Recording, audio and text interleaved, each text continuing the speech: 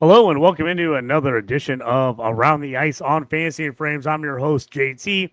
Along with me tonight, Aaron Tometich, our buddy Toast Clark, down at college, dropping off the boy at college. So he's not with us tonight. Hopefully everything goes good with that. He'll be back next week.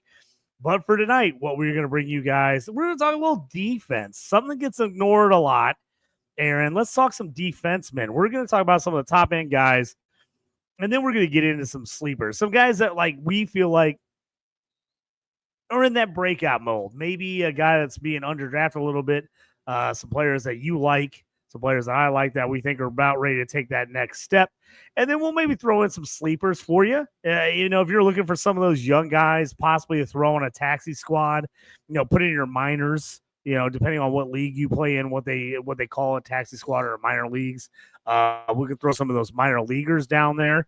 Some guys you might want to be scooping up before other guys in your league see this podcast and do the same. So we will talk all that. Aaron, how you doing, man?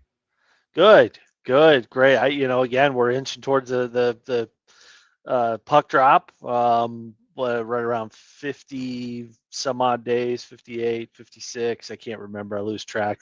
There's always some post or something on the X or Twitter, whatever you want to call it, that kind of counts it down. They usually use a jersey number. Hard to find some of those players in the 50s, but we're getting there. So baseball, it's just not the same. Like I just don't know it as well.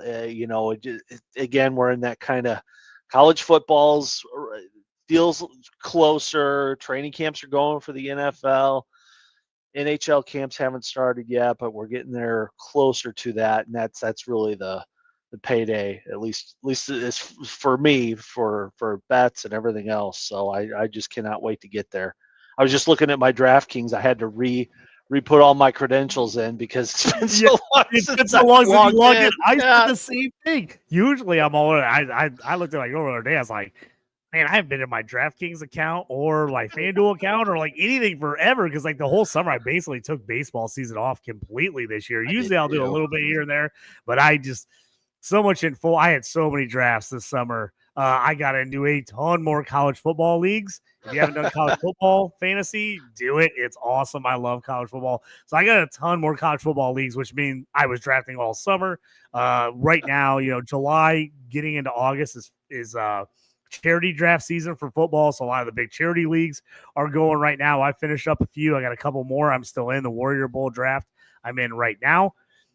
But we're still getting ready for hockey. It's redraft season for football right now. August is redraft season, so most people that are in dynasties already have done it. If you're in a hockey dynasty, you probably got your rookie draft out of the way. If you're a little behind, not a big deal, no rush. You can still get in that now. But for all those people coming up kind of late in the year and they kind of do their draft a little bit later, we got some stuff for you. So that's kind of what we're doing here. Yeah, and you whatever your resource is, whether you pay for it, you don't, or you listen for free, like this podcast, for example, we kind of do the research or do the work for you. There's a couple of pay sites that I go to, that have the paywall or Dabra or whatever. We could go on and on with all these resources, but really bottom line is just kind of cutting through all that. Most have now at some point at least published a preliminary, player rankings. Like you said, JT, we'll get into the defensemen a little bit.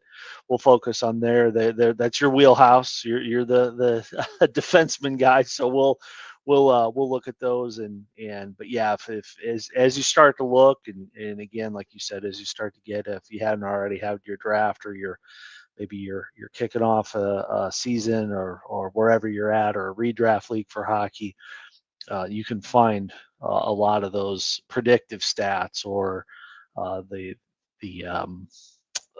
everything that's out there, or the potential, the possibility of what some of the predictive sites that are out there, they're starting to finally fill up.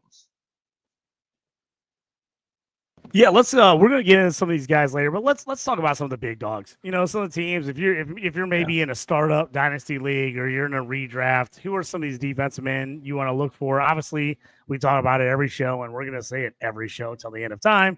You got to know the scoring system of your league.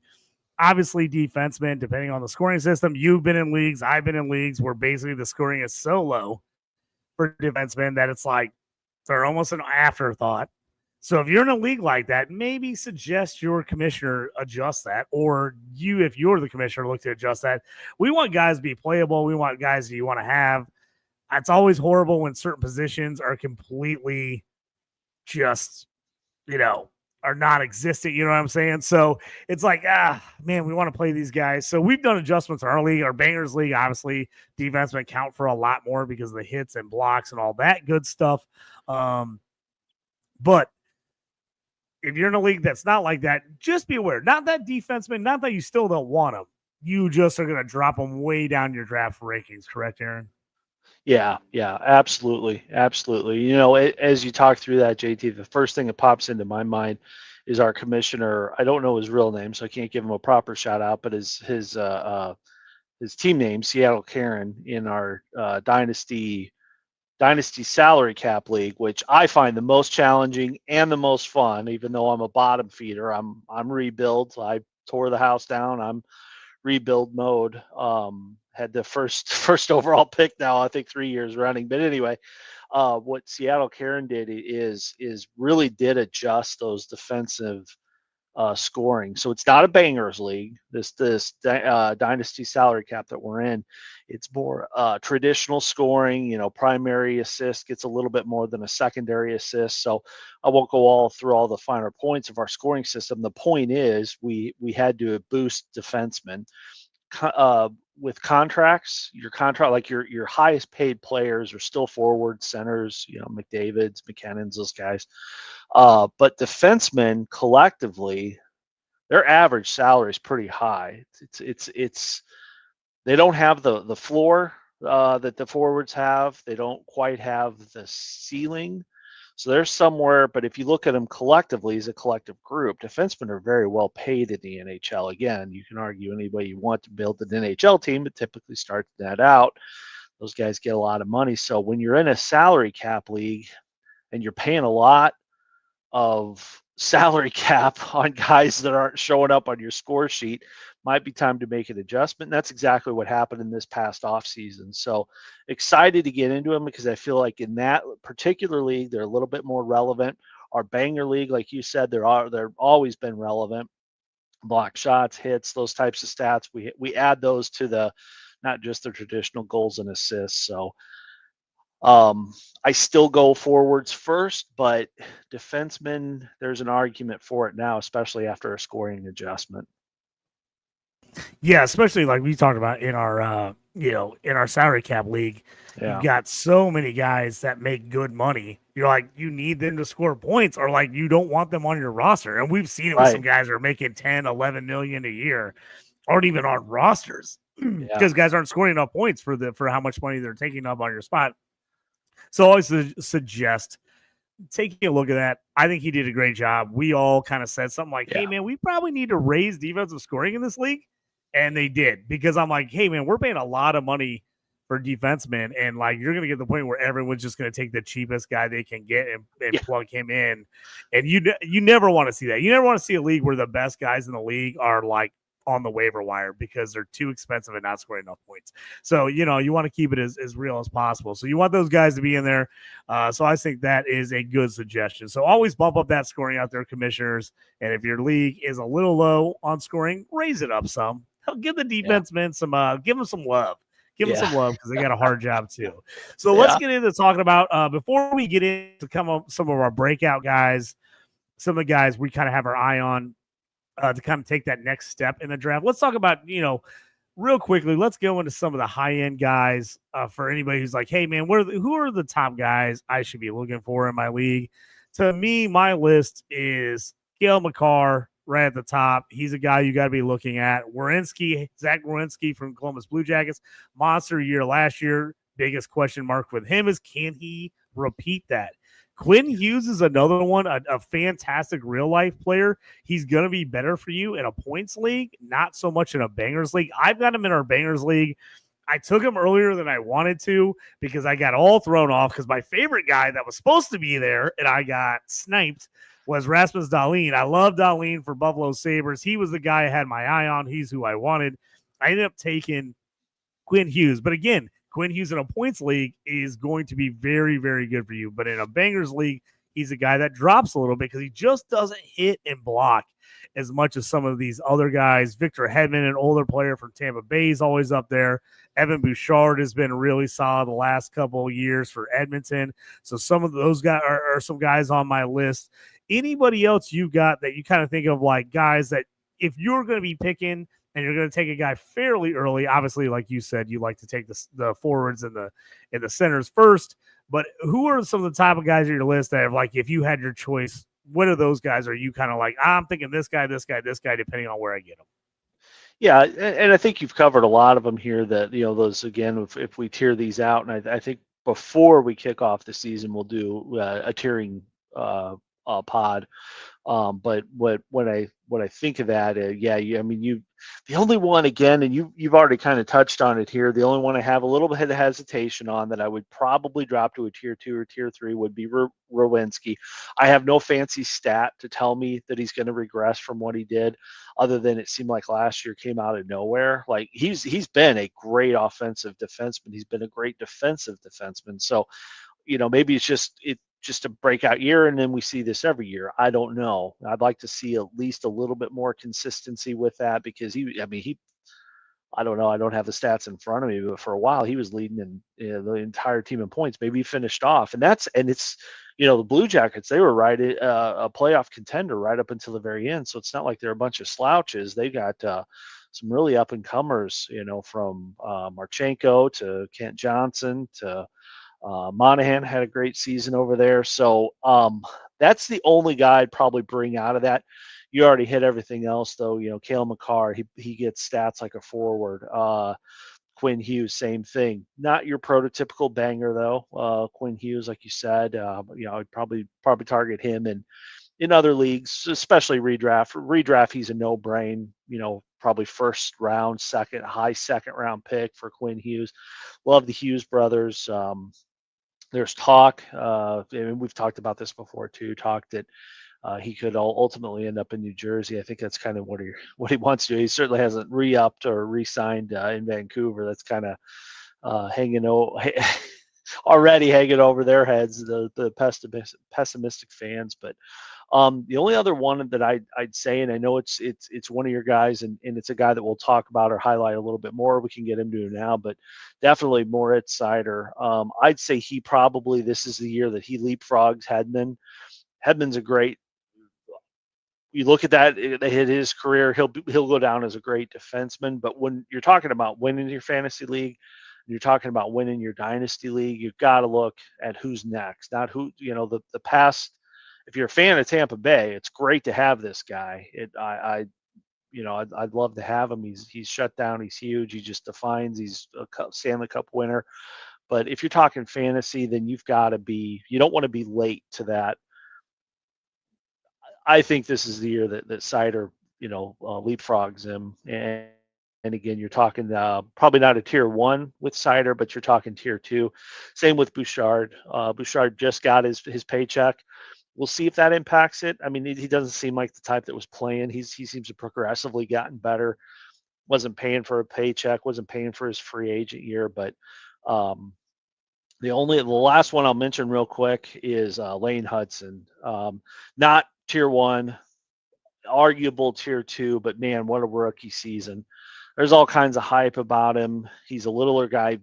Again, I'd go back to comparison to Quinn Hughes, which just magic hands with the puck, plays like a forward.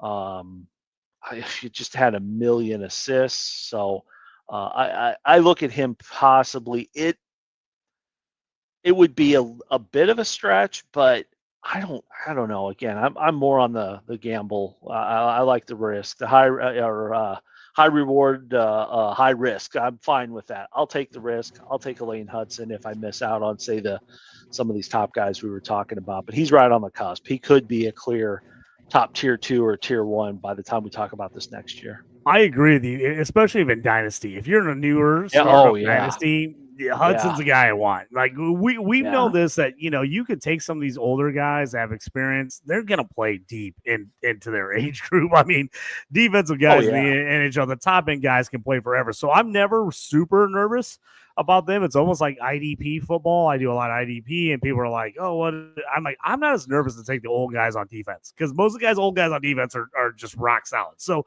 I'm the same way with hockey, especially in redraft. I have no problem taking the Carlsons, the Yoshis, the those types of guys. You always have injury concerns when you get a little bit older there, but man, those guys, if you're not having to worry about salary and everything else in a redraft league, no reason not to jump on those guys because they're going to give you things. And then a couple guys we talk about all the time. But if you're in a bangers league, like a Mackenzie Weegar for Calgary is an absolute stud. Like he's a guy in a normal league. You're like, dude, when are we taking this guy? He's 31 years old. He was the number 2 defensive scorer in our entire Bangers League last year. 215 hits, 186 blocks.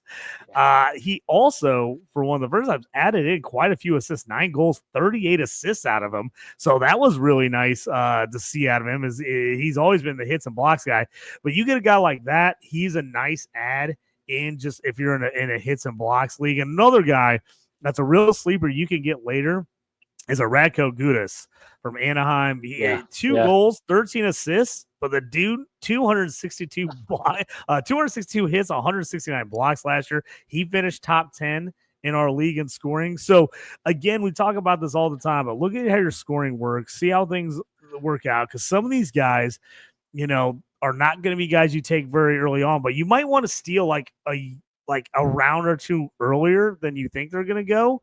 Just if you're looking at, especially if you're a team that's competing and looking at championship, like get some of these guys because they're going to score you a lot of points. Obviously, those guys in a points league, they're probably not going to do much for you if you don't have hits or blocks worth anything more than like 0.1 or something low. They're not going to be a lot for you, but those are always sneaky guys too. So I always think about that. Look at those things. Go back, look at your scoring from last year because you're always going to find some guys hiding in there. You're like, oh, I didn't realize that guy was like top 25 or top 50 for defensemen. But you will see some of those guys that you can find and get a decent value on just because nobody else is really thinking about them either because they're either not a big name or they're kind of like an up-and-coming guy. Maybe they had a breakout year, and you don't notice that as much for defensemen unless they score a bunch. So always think about that, especially, I mean, you get in those early 30s. I know people get nervous sometimes, but for a lot of defensemen, those are prime years. Those early 30s are prime years. So I'm not worried about picking up a guy, even in a salary cap league. I know me and Toast talked about this in a couple of our leagues when we had waivers coming up after our draft. I was like, there's a couple of guys out there like 32, 33 with like 5 or 6 years left on their deal. And you're like, oh, man, that's like late 30s. Ugh. But I'm like, that's not that expensive. And I'm like, they're probably going to be pretty good for most of that contract. So those guys are definitely decent to pick up and play in those type of situations. Yeah, and I think you go, again, if we're looking at age too, you look at the wear and tear years, or wear and tear on the bodies. Now, when the playoffs start, it's a different game. Forwards go charging in, and they hit the shit out of the defenseman. That's typically, or at least the first and second rounds. It's just so fast. They'll go in, get the puck in deep, come in and put the body on a defenseman. Then they take their hits and they take their bruises. Regular season, though, it's kind of the opposite.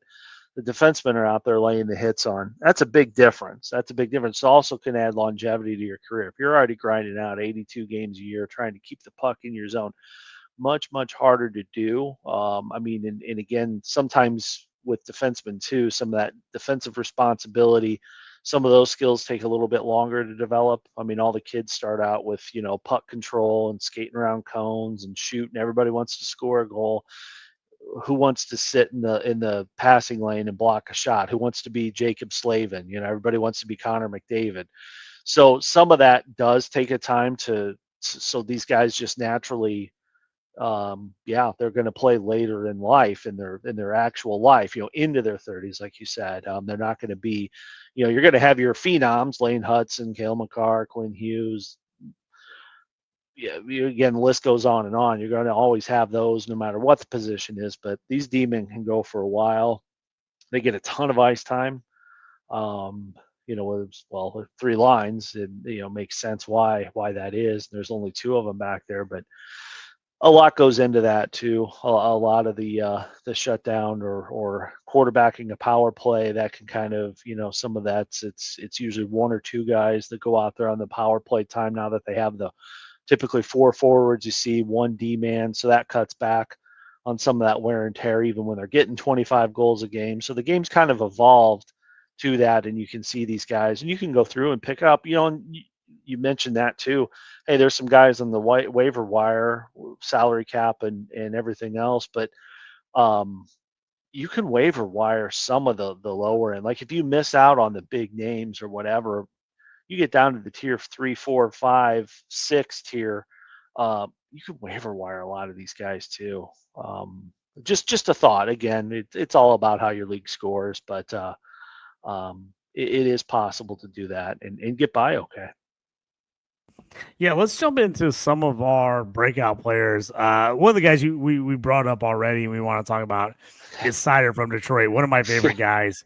Yeah. Another guy that got absolutely taken from me in our home league. I didn't think he was going to go as early as he did. He's kind of a weird one because he's considered a breakout candidate, though he has been super consistent over the first 4 years of his career. If you go back and look at it, what do you want out of a defenseman? You want a guy that plays games and does a little bit of everything. He has not missed a start in 4 years, played all 82 games, last 4 years of season. Goals, he's at 7, 5, 9, and 8, so not into the double digits, though I think he could get into the low double digits. But assist-wise, he's been extremely consistent. 43 assists, 37, 33, 38. So he had the most his first year. I think he could easily be a 10 goal, 40, 45 assist guy. If he could get in that 50 to 60 point range, I think you're looking, it's just looking absolutely phenomenal. He had his career high 4 power play goals last year. The hits, the blocks are there. He went over 200 hits for the 3rd straight season. Blocks, he's been anywhere from 161 to 213 in his 4 years. So again, he's been consistently there. And in our Bangers League, which we give you a few more points for the hits and the blocks, so we want these defensemen to count more. He's scored over 300 points every year he's been in the league, averaging 4 points a game, 4.2, 4.4, and 4.3. So even though he's been extremely consistent, the reason we're kind of calling him as a breakout is we think he's ready to take that next step, right? I think he has a shot to be a top 5 defensive player for fantasy. He's been ultra consistent, but as the Wings get better as a team and they improve, I think he's still super young. I mean, we've got early 20s here. Early 20s here. I just think he's one of those guys. If I'm starting up any kind of league and I'm in a dynasty where I can take someone younger on defense, I think just after what we've seen out in the first 4 years, it's hard pressed to figure out if you want anybody outside of Cale Makar. Snyder might be your guy. He might be the guy. What do you think? Yeah. No, I 100% agree. Like, to call it a breakout year probably, like you said, is the wrong term because he's been great from year 1, from when he first stepped out on the ice. His breakout or breakthrough to the next tier, again, that leapfrog. So yeah, I already see him leapfrogging those guys. And then the other thing too, I mean, again, we all watched a lot of Detroit games last year, with you, me, Toast, you watch them all the time, but Toast and I just betting they were in the playoff run, all that. He plays mean. He's not dirty. He walks right up on the line. He doesn't get over penalized, but he's not afraid to get in there and spear somebody, cross check in front of the net. He's got an edge to him, and I love it. I love watching a player that'll do that. They're a little bit mean, nasty, especially defensemen. It's your net, protect it. Now with the addition of John Gibson, you got a goal. It's always been Detroit's. Well, at least lately, it's it's been one of their challenges is consistent goaltending. Hopefully John Gibson can deliver that. You got Talbot as your backup. I know there's some guys in the pipeline whose names I don't have on the top of my mind, but like you said, with Detroit improving, they, you know, look what the Hawks did with a completely different body of work and completely different stature. But look what, when Duncan Keith and Brent Seabrook, they were kind of Taves and Kane got the headlines, but really with Dunks and Siebes back there, those were the guys. Those were your core, your top line defensemen, and then it broke out from there. I could see him being a piece of that or a part of that, and he already is. So yeah, I don't sleep on him. He'll go earlier, like you said. You got burned on it, so if it's a guy you want on your team, don't worry about taking him too early. I don't think you can go wrong with it. You know what you're going to get because he plays every single game, and he's done it for 3 years in a row, and it's just going to get better. Yeah, he was one of those guys when he went 6th overall. There was little whispers like, "What is Stevie Y doing?" People were kind of like, "Is that a little early to take this German defenseman when they took him 6th in 2019?" But it's worked out. He's been super solid. Like I said, 4 years in the league. Yeah, he's only 24 years old. 6'3", 200-pound plus guy. I think he's just going to continue to get better as this team gets better. And I mean, we've already seen the floor with him, right? The floor is top 10. Is the top 10 finish in bangers leagues, and he's still pretty competent in other leagues. As we saw, he's been right in that 35 to 40 assists. He hasn't hit double-digit goals yet, but I think he's there. I think it easily could be there. And we don't have him on the list, but I'm just going to bring him up real quick. A guy that I think is also sneaky good on this team that made a little bit of a breakout last year. He's going to be down the list for you. He's not a guy you're going to want to draft high, but someone to keep an eye on is Simon Evanson, other Detroit defenseman, another guy, also the 6th overall pick. He was the 6th overall pick 2 years after Seider. He's been in the league 3 years. He's just turned 22, so a couple years younger than Seider, but he got his first chance to really kind of bust out and start last year, and it was a really solid first year. 78 games, 7 goals, 24 assists, 31 overall points. Hits, blocks, not quite as many, 86 hits, 144 blocks, so he's still in the mix, but still only 22-year-old, 6'6", 210 Swedish guy. He's a guy that if you are like waiting on defensemen, he's a guy I love grabbing late. In a ton of our dynasty leagues, I had grabbed him when he was minors eligible. And it just kept moving him up and down on the minors. So he's another guy. He's not at Seider's level, but he is another guy. I think when you put him in there with Seider and some of these other guys, I think those two guys are the future of the Red Wings as far as that blue line. Yeah, without a doubt. Again, probably not the offensive game that Seider has, but he's younger. I just laugh because he's not going to come out and dazzle the world with his offensive. Again, he's got to learn his defensive game first. He's got to establish that. He's huge. It's 6'6", 220, 215. So he's massive. And again, just those he's Swedish. I'm forgetting his nationality, but he's whatever. Swedish. It's interesting because like they, forever, we always talk about the Russians. Back in the day with the Red Wings, when we went and got all the Russians, had that Russian line forever. Now it's kind of like Columbus and a few other teams have gone really Russian heavy. On the other side of it, the Red Wings have gone super Swedish heavy the last couple of years. Quite a few Swedes on this team. They've had some over the years, but they just keep adding more. Getting these Swedish defensemen, like I said, not the biggest offensive threat, but 31 points last year, 7 goals, 24 assists in his first full season as a starter. You saw games where it's like you could tell it was wearing on him a little bit. He just was like, like playing a full season. There was just a little bit much. He kind of died out down the stretch a little bit for the Red Wings. I think he has a nice solid year here in year 2 as a full-time starter. And like I said, I think the Wings are getting better. Seider's there. When Eiserman drafted this team, he drafted these guys knowing that it was going to be a couple years before all these guys played, and he wanted to give them a chance to play young, and he has. So some of these guys have definitely contributed. So Sider's a guy you want, but you're going to have to go early to get him. Like he's not gonna be sliding down lists very far. But Evanson, if you miss out on him, I think he's a guy later in drafts, especially in Dynasty, is a sneaky pickup as far as a guy that you can play. If you're starting 4 or 5 defensemen, he's a guy you either can be in your starting unit or he can be one of that first backups. If you're one of those guys, hey, you start 4 defensemen, you carry 6 on your roster. If you're a little bit of a smaller roster, he's one of those guys like, hey, man, I can throw him in every other night type of deal. Yeah, I totally agree. I mean, I'd love to have that kind of guy on the team. He's going to get his minutes.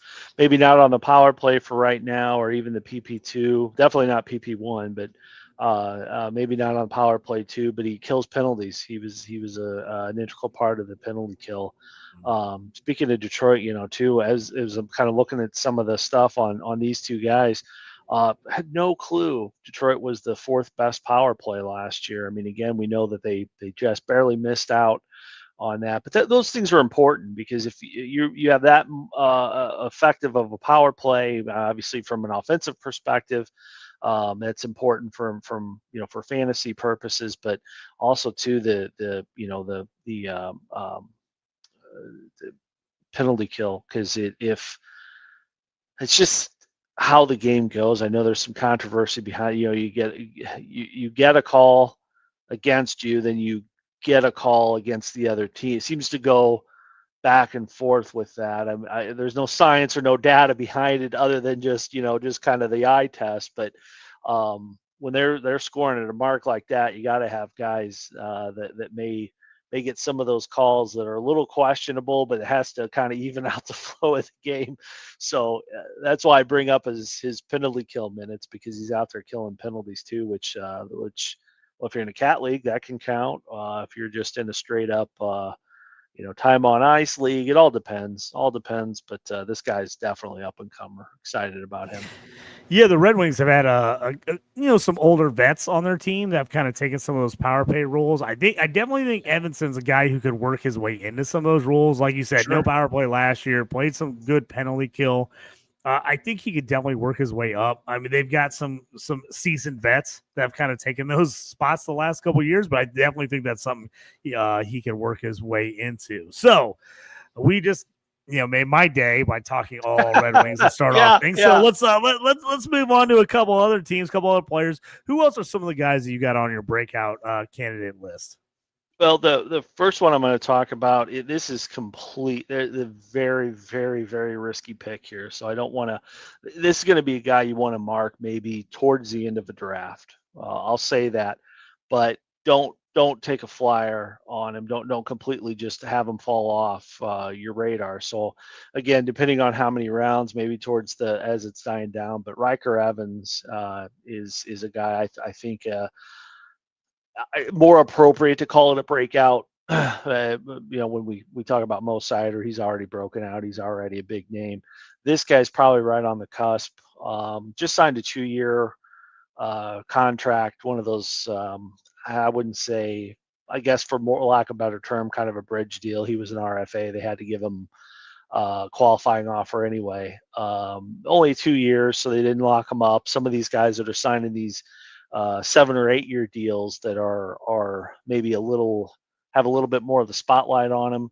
But Seattle's they were very offensively challenged last year. He still managed to put up 5 goals, not a whole lot, but 25 assists on a team that scoring was way down. But what I like most about him, again, when we've already kind of talked about it with your Detroit guys, but time on ice, that's everything. So depending on where he kind of shakes out with, and it's just, it's predictive at this point of where he's going to end up, which matchup or which line pairing he's going to get. But he's definitely a guy that could get that second line. I know they got Adam Larson on there that age is catching up with him. Vince Dunn, he's a little bit older. He plays on the left side. So Brandon Montour, who is really a forward, but he plays defenseman. He's the only real big challenge I'd say that's in front of him. So, if Larson goes down or Larson misses a step or whatever, Montour maybe goes into that spot. Then you got a guy like Riker Evans waiting in the wings. And I'm not sure of Larson's contract status or situation, but I think with Evans, it's a guy that you maybe sneak in towards the end. If it's a dynasty league, you probably target him a little bit earlier because he's a guy that I think will be there long term. Redraft league, take him in last round, second to last round. Yeah, another guy we really like is Jake Sanderson. Let's talk a little bit about him. I'm covering, some of these guys, you're just waiting to see where they're going to break out, what they're going to do. Some guys do it early, some guys do it late. He's a guy that has been good. So he's not like a new name on the block or nobody's heard of Jake Sanderson. They've heard of him, but you think he's ready to take that next step, correct? Yeah, I do. I mean, his numbers last year, 11 goals, 46 assists, are borderline tier 1 type defenseman, at least for redraft leagues. Doesn't quite have the blocks and the hits like some of these other guys do, but he's more offensively minded. But the Ottawa's really they were a pretty gritty team this past year, going into this next year. They definitely, as we know, they upgraded on goalie. They got a couple goalies in their pipeline that could step up and back up Olmark too. So they're really, they're one of those bubble teams, I think, that could make the playoffs again or could continue to get better. But this guy's your leader. He's your leader on the blue line. He's getting all your 1A times. He's getting all your time on ice. But he's definitely like this. Again, I did look into their Corsi. The Corsi rating is puck possession and how much of your time is quality time with the puck. So you're not just getting in, dumping it in, getting off the ice, getting in, and just rinse, repeat. You're actually holding the puck. You got some possession time, and they're middle of the pack. They're 15th in the league, but with Sanderson on the ice, they're above that 50, that 15 mark. Now you're talking about a top 11, top 12 team with meaningful possession when this guy's on the ice. So again, you look back at that quarterback and your power play, you look at the guy that's eating up the most minutes, a Drew Doughty type. Maybe not as nasty as Doughty, but he's definitely offensively gifted. So I look to Sanderson kind of like Mo Sider as a guy that he's already broken out. Everybody already knows his name, but he's ready to jump a tier. He's ready to jump some guys, and it could be this year.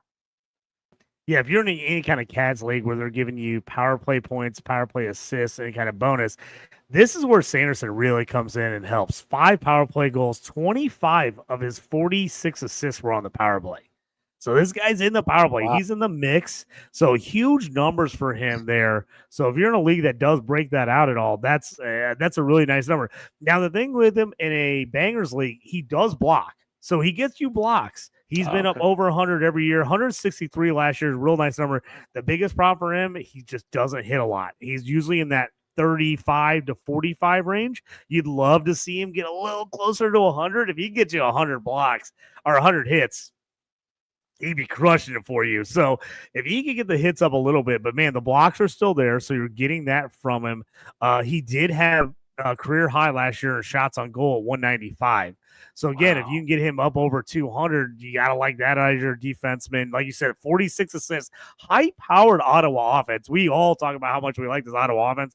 I think that he easily could get over the 50 mark there. He's been in double digits goals twice now, 10 and 11 2 years in a row. So you can see him topping out maybe 15, 18 goals, getting that somewhere in the 50s. If you get him between 60, 70 points, that's really nice. So again, he's nice in a bangers league. He's just fantastic in a points league, and definitely in a cats league, he's going to help you on some of those different categories. So Sanderson, again, a guy I really like.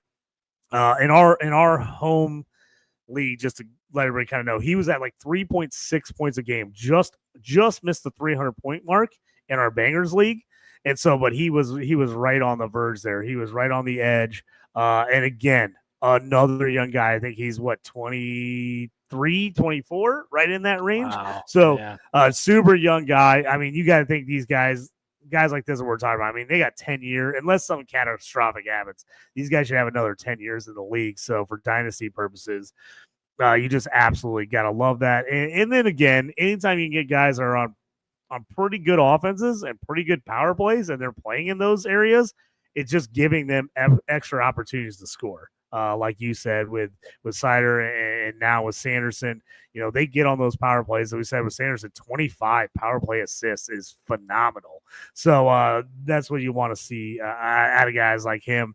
So a big fan of him.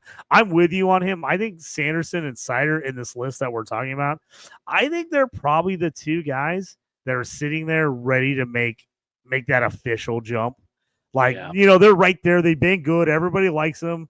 But they're ready to make that jump from, tier 2 to like low end tier 1. And if you're talking dynasty, they're going to start pushing that top 5. I think both those guys, just because of how many years they have left, the consistency they've had so far, and obviously you're going to be behind the guys like Cale McCarrs. Those guys are going to be behind, but they're pushing some of these other guys at the top end. Definitely, yeah, that's a really good comparison, especially with the age. McCarr seems young, but he's been in the league now for a little while. I mean, he's world class. He'll be that. He's Bobby Orr, whatever you want to call him. But when you've got a dynasty draft to really plan out and think of. Well, it's nice to win, your first year out, but it's I'd say you'd be doing yourself a disservice not to think of that too. Like, hey, look at the age. Look at the who's starting now. What's their contract situation? A guy like Sanderson and Mo Sider, they just jump out at you, jump off the page. They're the second coming of Rasmus Dahlin in terms of what they can do and what they are able to do at a younger age. So, yeah, like those guys. Yeah, and Sanderson, like you said, consistently, has improved every year. 77, 79, and 80 games played each of the last 3 years. So a guy that stays on the ice, former 5th overall pick in 2020. Like we said, he's only 23 years old. American born, Whitefish, Montana. Fantastic place if you've never been. Got to check that out. Home of Jake Sanderson. So let's move on to the next guy here as we kind of move on things to show. So another with it, we've talked about Sider, we talked about Evans, Edmondson, Sanders. Who's next on your list as possible breakout candidate? Well, and this guy. So this next one, and there's not as much statistical data to support this one. Again, this is going to be towards the end of your league, or if you're doing a dynasty league, maybe somebody to put in the queue and just keep an eye on. Just it's going to be very, very simple, straight to the point. But Alexander Nikishin from, I think I'm saying that right. I might be missing a vowel in there, but Alexander Nikishin from plays in Carolina. Carolina just dumped Brent Burns, so I'm going to use the same standard I used when we were talking about some of the forwards that are jumping out. Young defensemen. Played in the playoffs for a Rod Brendamore team. He was new to the NHL, brand new to the NHL. It's not to say he hasn't played. He's 23, so he's not 19 or 20 or something like that. 23 years old, 6'4", 216 pounds. He has professional experience though in the KHL. 250-point or average of 50 points for 65 game seasons in the KHL. I mean, that's just under a point per game. That's Zach Werenski numbers where he was, really breakout defensive star. So all signs and all assessments and all scouting reports support that this guy will be the 1A eventually in Carolina, which is saying a lot. It's a very defensive-minded team, but he's going to give that offensive spark. He's already shown puck possession skills at the NHL level, clearly dominated the KHL. So again, somebody I'd probably slide. So let's say you miss out on all these tier 1 guys. You miss out on the tier 2 guys. Well, what's the point now? I'm missing out on the tier 3 defenseman. This could be a guy that saves your bacon at the end of the day. You take him in a very late round in a redraft league.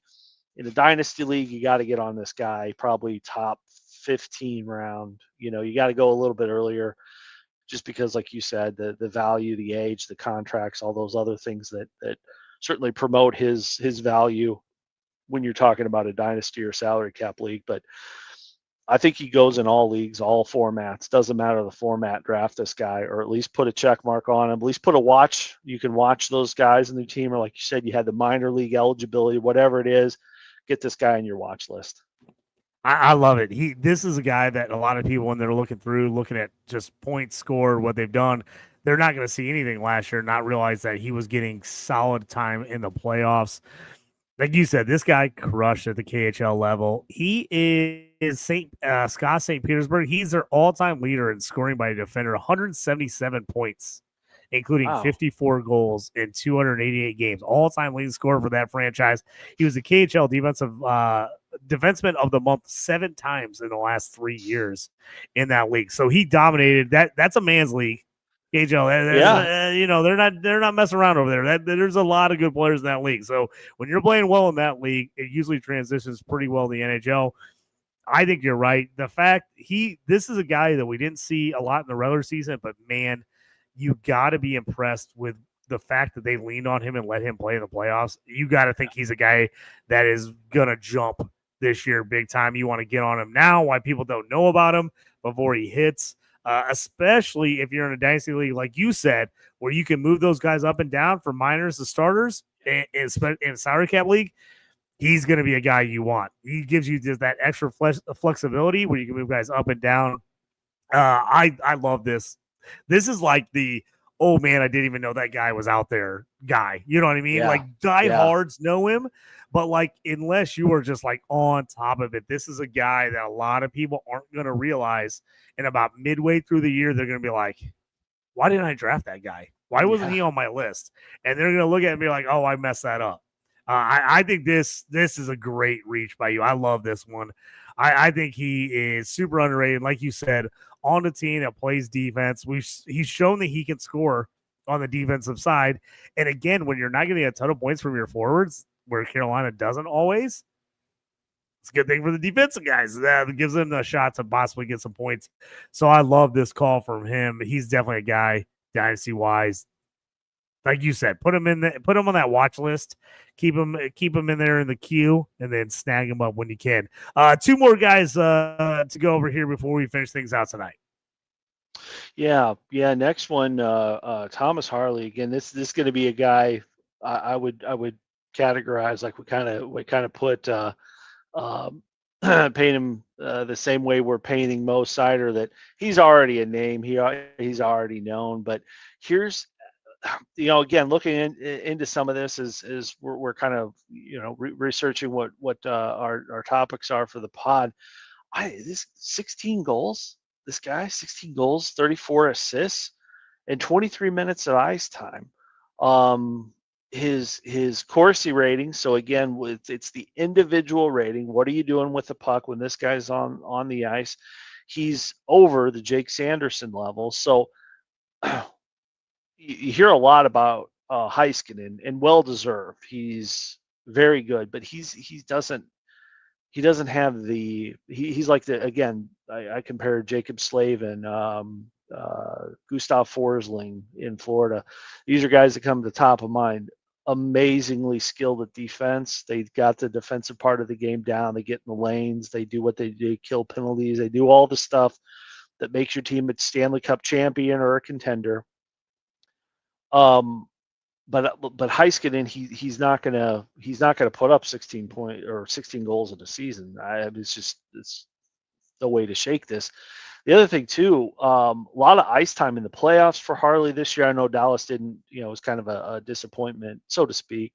But then in the Four Nations as well, he stepped up. He filled I think it was the injury to Quinn Hughes, and Harley was the replacement. So for him to be that high up in a pretty well stacked Team USA speaks volumes to me. I mean, I look at those Four Nations. It was a smashing success. We got the Olympics coming up this year.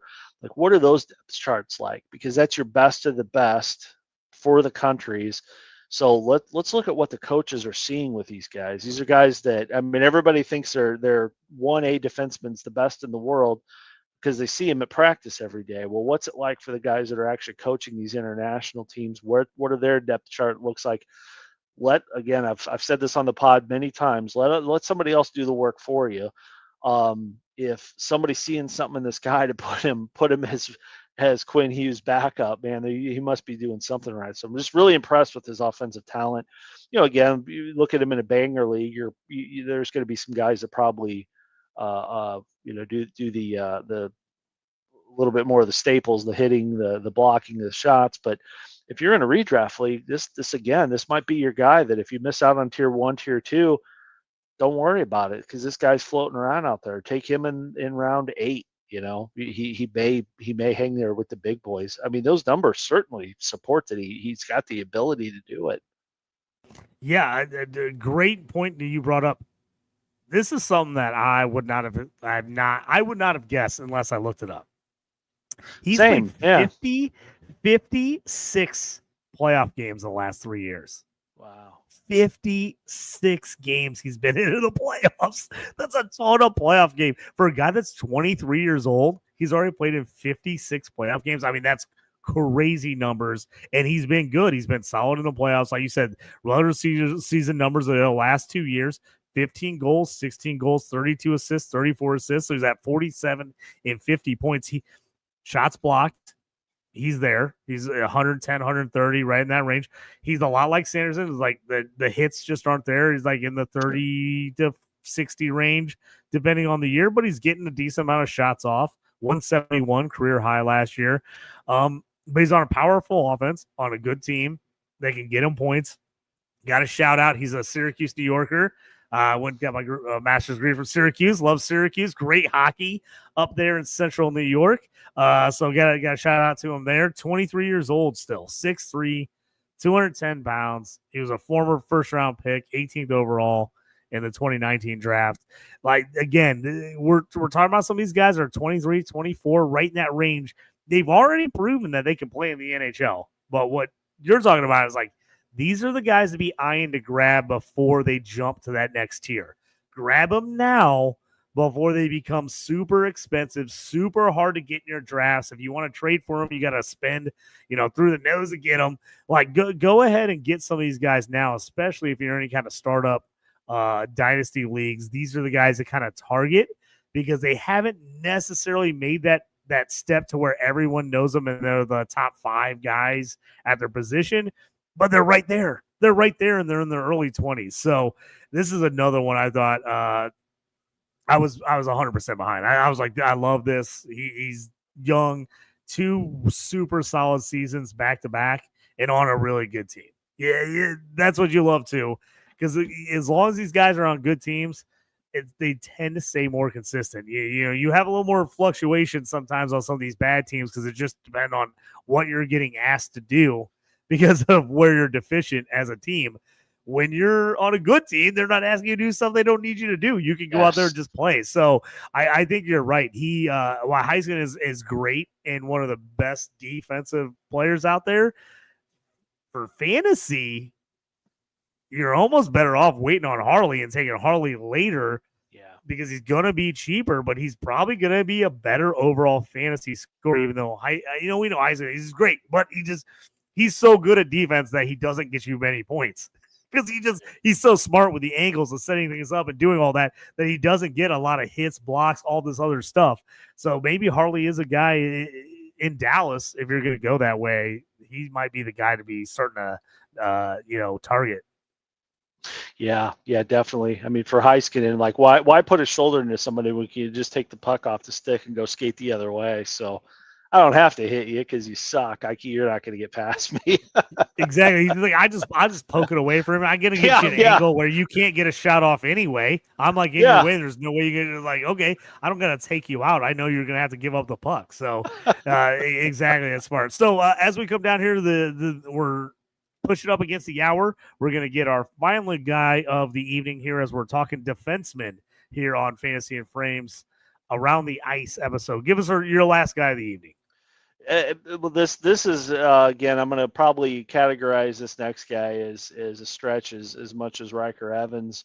The thought here with it's Zeev Buium, rookie on the Minnesota Wild. So he's kind of a combination of Riker Evans playing because there's a spot there in Minnesota. Minnesota very defensively sound. I mean, Brock Faber, tremendous player there. Always historically have had some pretty good shutdown defensemen. Buium's not the biggest guy. He's 6 foot. I think he's over 200 pounds. I don't know. Maybe he's not over 200 pounds, but he's a little bit on the smaller side. So again, the Quinn Hughes, Lane Hudson's, that type of frame when you picture him. But much like Nikishin that we talked about before, saw some playoff time last year. Now, they got bumped out pretty early, only had 4 games, but he was only a -1, which for a rookie defenseman is you're getting a lot of trust. You're getting ice time. You just don't see it as often. They brought him right out of college, threw him right on the ice, playoff hockey. So, again, I let the others do the work for me there. There's something that's seen in this kid that maybe we don't have access to, despite all the the hours and hours of YouTube videos you could find on just about any player. But this guy's I would call him a target for a dynasty league, cap league, that setting. He would definitely be a target. He's not going to be an unknown. There are going to be other people that you're going to be competing against, and he's a last round pick in a redraft. Somebody that okay, I waited too long on defensemen. Now I've got to get guys like Nikishin and Buium and hope that they do well. But I would be fine on taking that gamble. Again, I see high risk but high reward on this guy. And again, it's the offensive prowess that sets him apart. Another guy, another big guy I love, out of San Diego, California, just 19 years old, 6 foot 183. So, like you said, a little undersized at 6 foot 183. Former 12th overall pick in 2024. So the fact that they got him up there at 19 and got him into playoff game action, I mean, that says something. I bring this up all the time. I don't care what sport you're involved in. If they start playing you in the playoffs, your coaching staff believes in you. They're not going to take guys that they don't believe in and play them in the playoffs. Like, that's what it's all about. So even if you didn't see a ton of time in the regular season, if they got to the point where they're playing you in the playoffs and it wasn't every guy on our roster is injured, so you're playing just because we have no one else, like, you got to take that into account and say, hey, man, this is a guy maybe need to have an eye on. Again, like you said, 19 years old. Are you going to get a huge return out of him early? Probably not, but he's a great guy to hold on to. You've seen already at 19, they're willing to give him some playoff action. So, again, another guy, like I said, Dynasty, I move him up a little bit. Like you said, redraft, if you just said, I'm punting defense, I'm waiting till late, and I'm going to take a couple young guys or a couple older guys and just kind of fill it in, I think it's a nice little target. But definitely in Dynasty, and he's got an awesome name, Zeev. I know. Cool name, Zeev. What a cool name, Zeev. Yeah, that's great. And I think if I read right, he's got a brother on the way too. That I don't know if he's been drafted, but he'll be drafted next year. So they may have again the whole the whole brothers that are currently playing the NHL. It seems to be a going trend. So I used to go to when I lived in San Diego. I used to go to San Diego Gulls games, minor league hockey people. I went to the Taylor Cup Championship when they won it. When I was in college, this was many a year ago, but it was awesome. I went there, so I always think about some great. A lot of people don't think of Southern California as a hockey hotbed, but there is actually some pretty good hockey in that area. So yeah, I always love to go see the San Diego Gulls in the minor leagues when I was out there. Zeev from San Diego, California. I like him. 19 years old, Minnesota Wild, up and comer. Aaron, that's going to do it for us tonight, man. Went fast, quick show, talking defensemen. Make sure to stick with us every Tuesday night here for the rest of the year on Around the Ice on Fantasy and Frames as we bring you hockey action. We'll give you our tiers, all that right now. As we get closer to the season, we'll be breaking more down. We'd like to get a couple more mock drafts in. So we've done a few of those. So we'll try to pound out a couple more of those ones before everything's said and done for people that want that. And then obviously when the season starts, man, we're gonna get the betting section going, man. Let's get back on that betting action. That's gonna do it for us here on Around the Ice on Fantasy Frames. For Aaron, I'm JT. Thanks everybody for joining us. We'll check you next time. Go like, subscribe, and follow everything on Fantasy and Frames. Appreciate it.